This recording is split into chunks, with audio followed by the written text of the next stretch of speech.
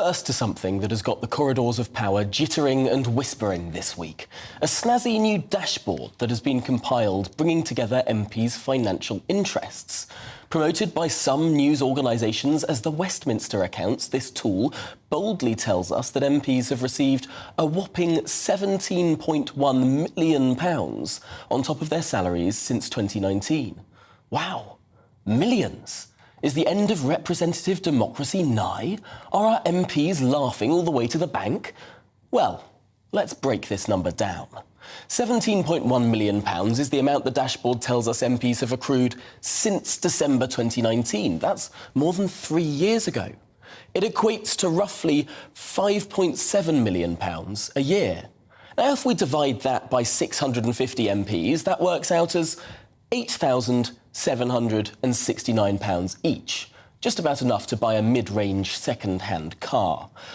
And yet, it isn't even that, because this number doesn't represent the cash that MPs have trousered.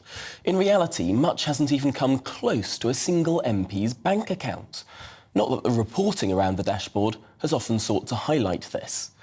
No, a large proportion of Mansfield MP Ben Bradley's cash on this charge sheet, for example, consists of free tickets given as gifts in kind to local football matches.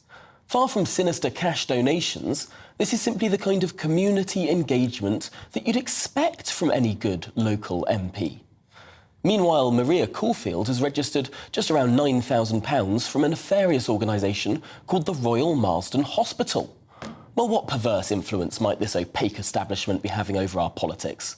Caulfield, a registered nurse, works part-time on its wards. And then we come to 4 of the highest-scoring MPs. Let's have a look at them in turn. Keir Starmer has declared just around £800,000. Next, we can see that Rebecca Long-Bailey has declared £400,000.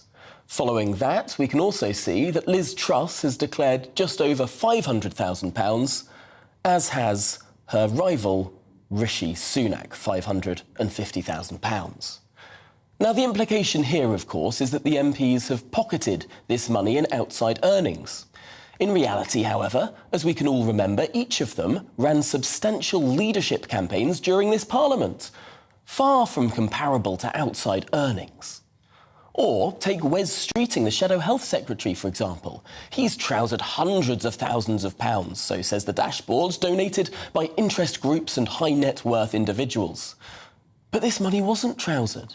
A little bit of research shows that recent donations are specifically to fund extra staff members in his office.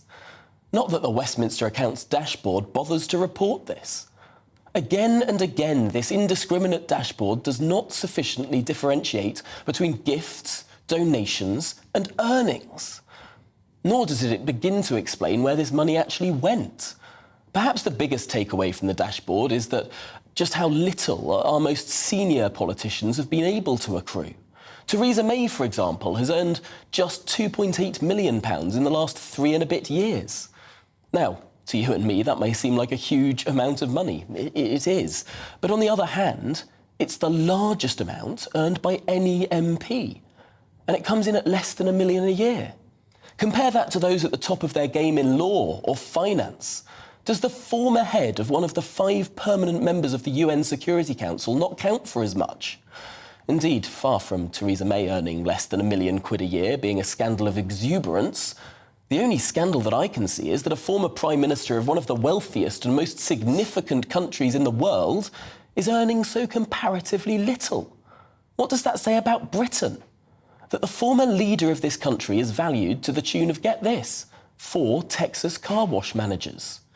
Again, it's surprising that not a single MP earns more. And why do I say that? Surely being an MP is a full-time job.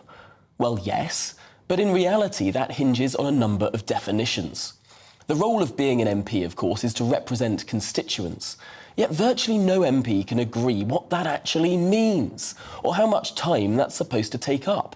You only need to look at the Cabinet, or the Shadow Cabinet. Ministers spend more time on their briefs than they do personally on constituent casework. Not to say that their constituencies go uncared for. They have excellent offices, for example, and many do devote lots of time to those matters. They just don't devote as much time as they do to their departmental ones. And so on it goes, whether it's junior ministers, whips, parliamentary undersecretaries of state, personal private secretaries, or the shadow versions of all of the above. The fact of the matter is that MPs do have time to do all of these roles on top of being an MP. Now, you only need to look at how much time former ministers suddenly have on their hands, often to write memoirs or take up causes, many of which are not immediately related to constituency issues. Whether it's Matt Hancock and dyslexia awareness, Liam Fox and provision for those with Down syndrome, or Ian Duncan Smith in combating Chinese authoritarianism.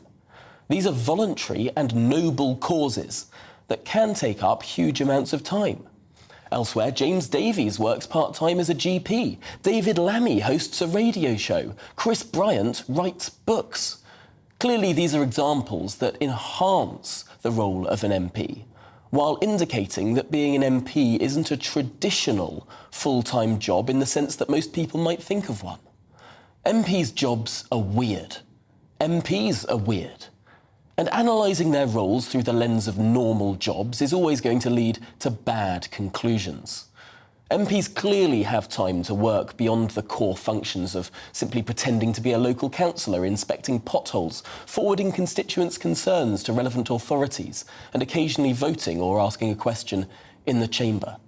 So rowing back now, in this context, just £8,700 per MP coming from donations, outside earnings and free event tickets seems scandalously low.